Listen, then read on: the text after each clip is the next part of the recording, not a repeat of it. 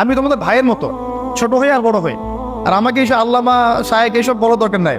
আমি একদম তালেবে ইলম। এখানে বড় বড় অনেক আলেম ওলামায়ে কেরাম আছেন, আমি খুব বিব্রত বোধ করছি কথা বলতে। আমি জানি যে হকপন্থী ওলামায়ে কেরাম যারা, তারা আমাদের মতো অনলাইনেও আসেন না। এই ফেসবুক ইউটিউবে ভিডিও পাবেন না এমনও আলেম বাংলাদেশে আছেন যারা বহু আলেম তৈরি করছেন, মাদ্রাসা খেদমত করছেন। তো তাদের সামনে আমাদেরকে যখন এইভাবে টাইটেল দেন, লজ্জা লাগে, বিব্রত বোধ করি।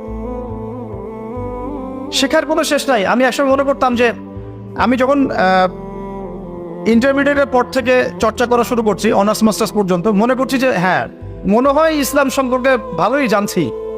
তারপর যখন কওমি আলেমদের কাছে পড়তে শুরু করলাম, বলি এগুলো ভিতরের কথা, খোলামেলা বলি, গল্প করছি আপনাদের সাথে, রাগ করছেন নাকি?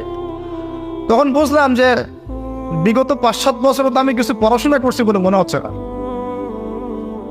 যেমন একটা হাদিস শো করে বললাম যে ওস্তাদ, এই যে আল্লাহ রাসূল সাল্লাল্লাহু আলাইহি ওয়াসাল্লাম বলেছেন যে একজন মুমিন ব্যক্তি আর একজন মুমিন ব্যক্তির আয়না স্বরূপ। কি স্বরূপ?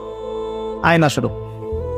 তো আমি যদি অনলাইনে কোনো ভাইয়ের ভুল ধরিয়ে দেই সমালোচনার মাধ্যমে, তাহলে কি আমি হাদিসের উপর আমল করলাম না? তখন ওস্তাদ মিটিমিটি হাসছেন, বলছেন যে তোমার তো টুকটাক অ্যারাবিক গ্রামারের বেস ভালোই, তোমার কি মনে হয়? তাই বললাম যে আমার কাছে তো এটাই মনে হচ্ছে যে আমি যদি সমালোচনা করি, আমি তো এই আমর বিল মারুফ নাহি আনিল মুনকারের কাজই করলাম। তো তিনি বলছেন আসলে এই হাদিসের ব্যাখ্যা এমন হয়। কেমন ব্যাখ্যা? তুমি কি খেয়াল করো নাই? আমাকে বলছে তুমি কি খেয়াল করো নাই?